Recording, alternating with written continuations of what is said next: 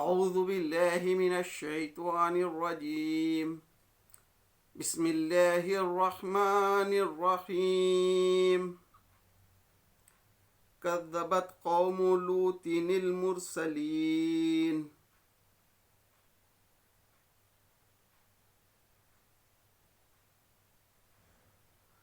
صدق اللہ العظیم. عزیز ساتھیو، دوستو، بزرگوں، ماؤں، بہنوں، السلام علیکم رحمۃ اللہ وبرکاتہ. میں نے ابھی آپ کے سامنے سورہ الشعراء کی 160 نمبر کی آیت تلاوت فرمائی. اس سورہ مبارکہ میں 227 آیتیں ہیں اور 11 رکوع ہیں. انشاءاللہ آج ہم اس کے 90 رکوع کا حاصل مطالعہ آپ کے سامنے رکھنے کی کوشش کریں گے، جس میں 160 سے 175 نمبر کی آیتیں ہیں. یہ صورت مکی ہے اور یہ مکے کی اس دور کی صورت ہے جب اللہ کے رسول صلی اللہ علیہ وسلم مکے میں دعوت دے رہے تھے تو مشرکین مکہ، خاص کر قریش کے سردار جو آپ صلی اللہ علیہ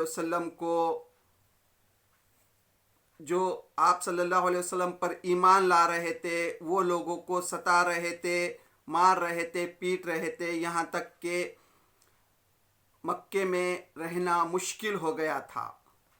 اور اللہ کے رسول صلی اللہ علیہ وسلم سے سوالات کرتے تھے کہ تم اگر نبی ہیں تو تمہارے ساتھ کوئی فرشتہ کیوں نہیں ہے، یا اللہ نے تم کو سونے کا پہاڑ کیوں نہیں دیا، یا تمہارے پاس کیا معجزہ ہے. اس طرح کے سوالات مکے میں کیے جا رہے تھے. تو اللہ تعالیٰ جو ہے آپ صلی اللہ علیہ وسلم کی تسلی کے لیے یہ صورت نازل کرتا ہے، اور اس صورت میں پچھلے گزرے ہوئے 7 قوموں کے واقعات بیان کرتا ہے.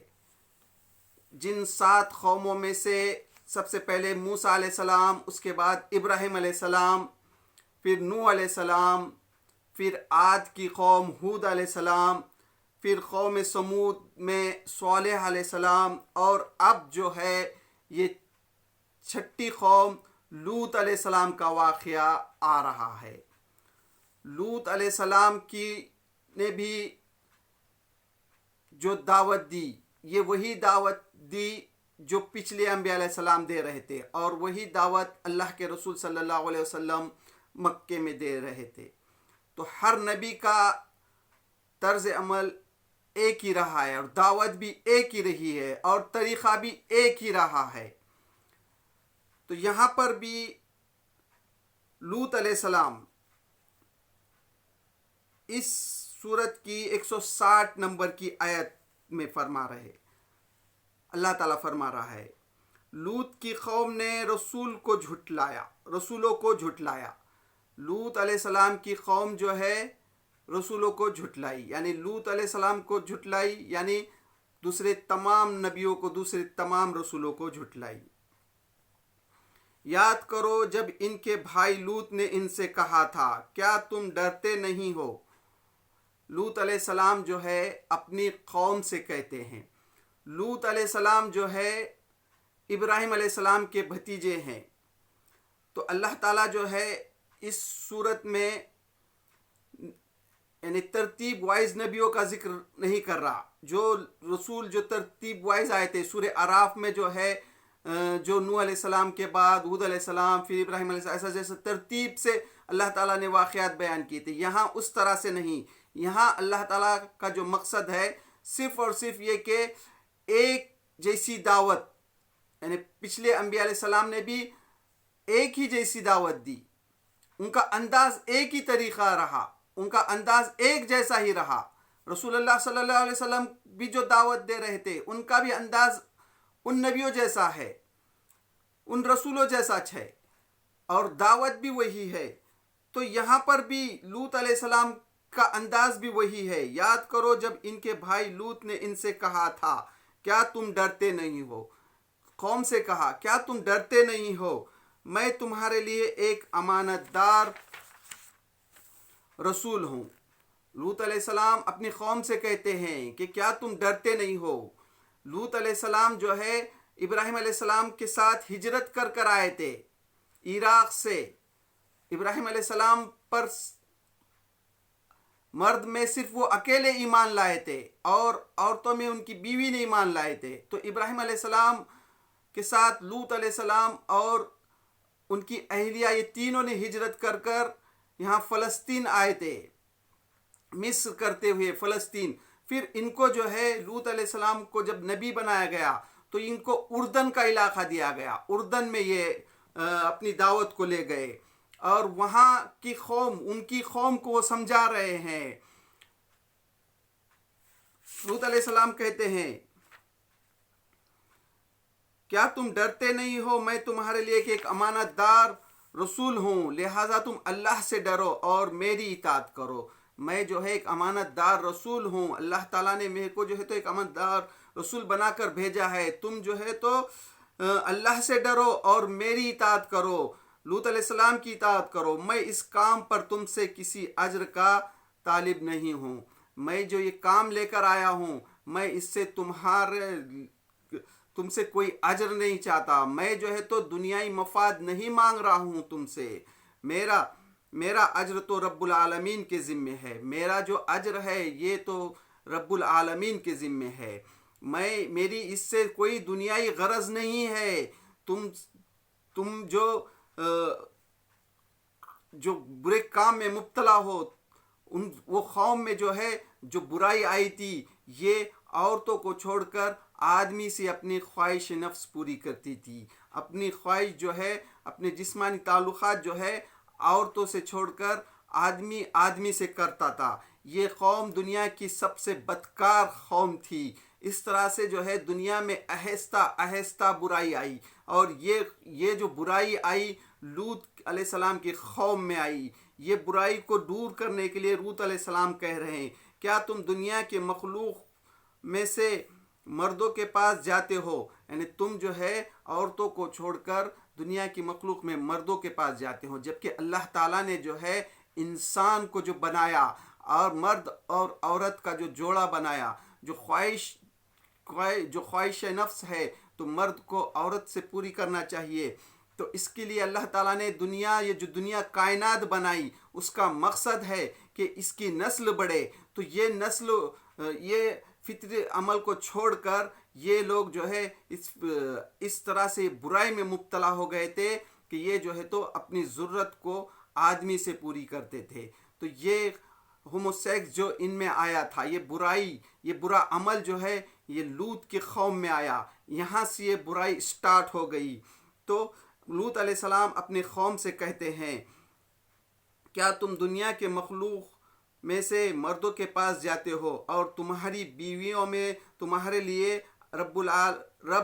تمہارے رب نے تمہارے لیے جو کچھ پیدا کیا ہے اسے چھوڑ دیتے ہو. یعنی اللہ تعالیٰ نے جو تمہاری عورتوں میں تم کو دیا ہے، اللہ تعالیٰ نے جو ہے سکون کہا ہے اور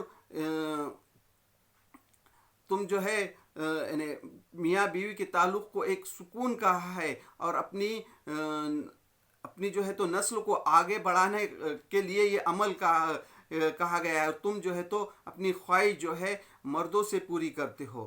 تو یہ نفسانی خواہش جو تم کرتے ہو تو یہ کتنا بدکار عمل ہے. تو لوط علیہ السلام اپنے قوم کو سمجھا رہے ہیں یہ جو بیماری ہے یہ لوط کی قوم سے شروع ہو گئی. یہ ہوموسیکس کی جو بیماری ہے یہ لوط علیہ السلام کی قوم میں پیدا ہو گئی تھی. تو لوط اپنی قوم کو سمجھا رہے ہیں بلکہ تم لوگ تو حد سے ہی گزر گئے ہو. یعنی دنیا میں تم سے پہلے کسی نے یہ عمل نہیں کیا. دنیا میں جتنے انسان اس وقت تھے، جتنے قومیں تھے، اس میں جو ہے تم حد سے گزر چکے ہو. لیکن آج اگر ہم اس کا جائزہ لیں تو آج دنیا میں یہ بیماری عام ہو چکی ہے.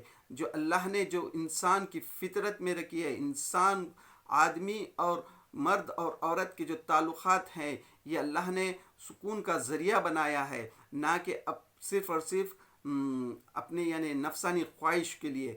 مرد اور عورت سے جو میاں بیوی کا جو تعلق ہے ان میں کی جو یعنی نکاح ہونے کے بعد یا شادی ہونے کے بعد اس کو جو ہے اپنی نسل کو بڑھانے کے لیے اللہ تعالیٰ نے جو یہ دنیا میں یہ جو تمام کائنات بنائی ہے، یہاں پر جو اللہ تعالیٰ نے انسان کو ایک خلیفہ بنا کر بھیجا ہے، یعنی اس کا نظام کو سنبھالے، تو اس کے علاوہ یعنی اس دنیا سے جب وہ چلا جائے انسان، تو اس کی اولاد ہو، اپنی اولاد یعنی اپنی نسل بڑھے انسان کی، اس کے بجائے جو ہے انسان اپنی خواہش کو جو ہے مرد سے پوری کرتا ہے.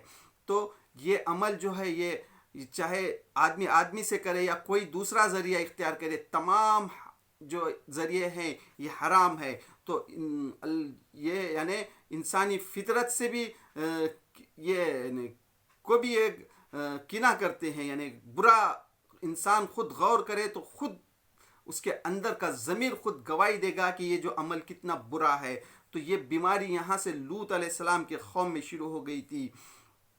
تو لوط علیہ السلام اپنی قوم کو سمجھا رہے ہیں، بلکہ تم لوگ حد سے ہی گزر گئے ہو. انہوں نے کہا. اب لوط علیہ السلام کو ان کی قوم کہتی ہے. لوط علیہ السلام اپنی قوم کو جو سمجھا رہے ہیں، تو لوط علیہ السلام سے ان کی قوم کہتے ہیں، اے لوط، اگر تو ان باتوں سے باز نہ آیا تو جو لوگ ہماری بستیوں سے نکالے گئے ہیں ان میں تو بھی شامل ہو کر رہے گا.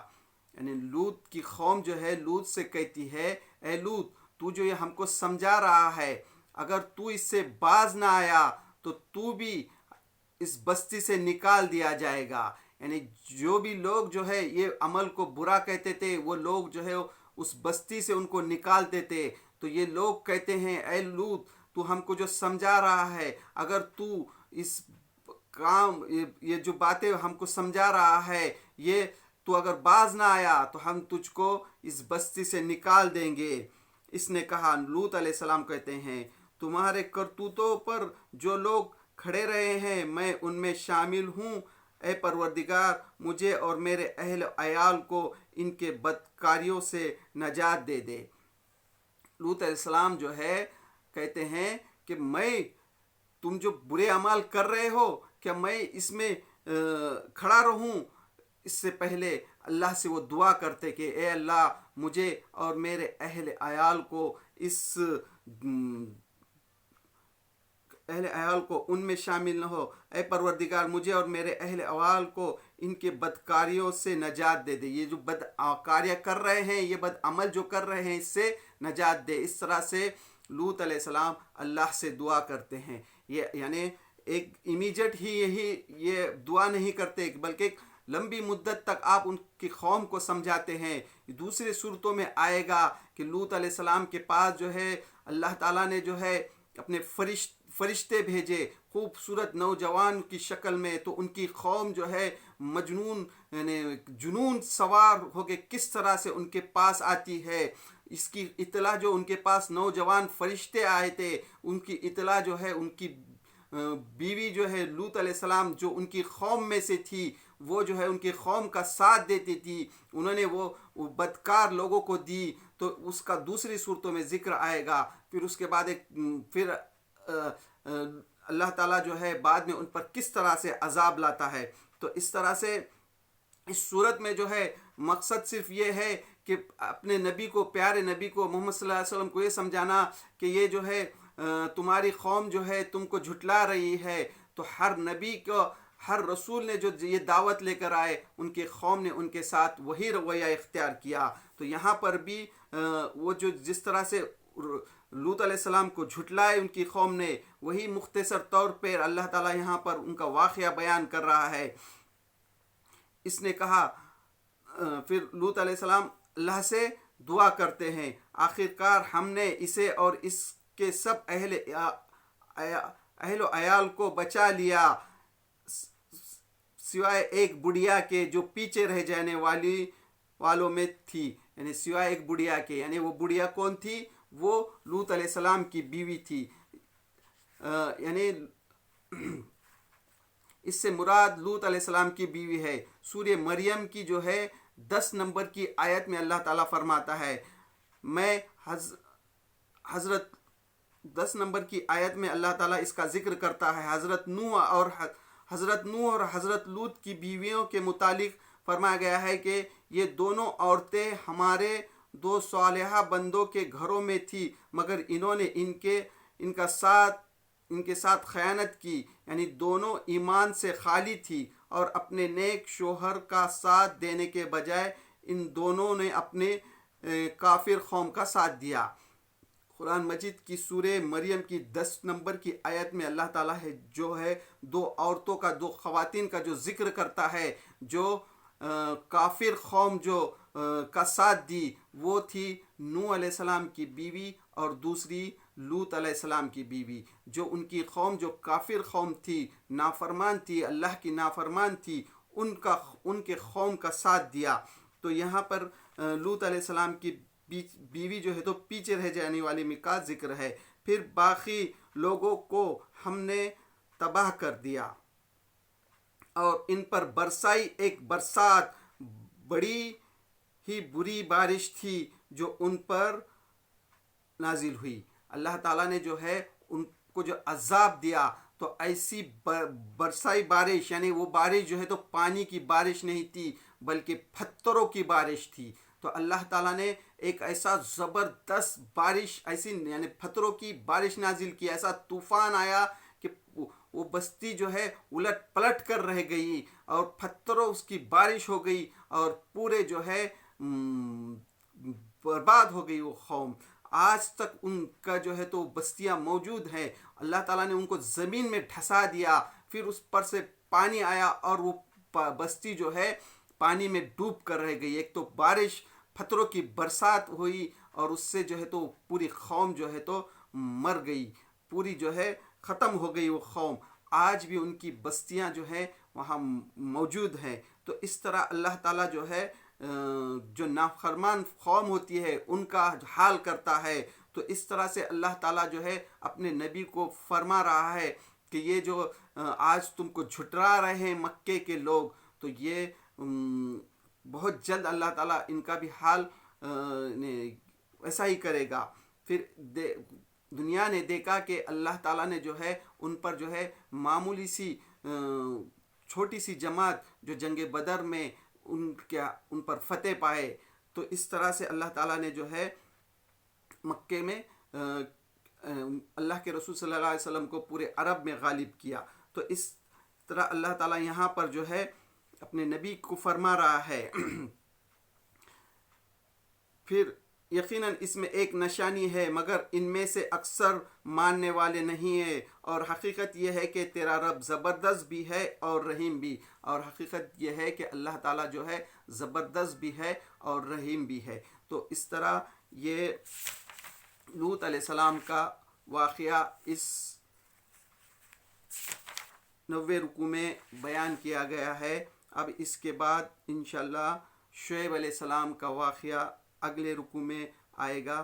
تو یہ تھا اس 90 رکوع کا حاصل مطالعہ جو میں نے آپ کے سامنے رکھنے کی کوشش کی۔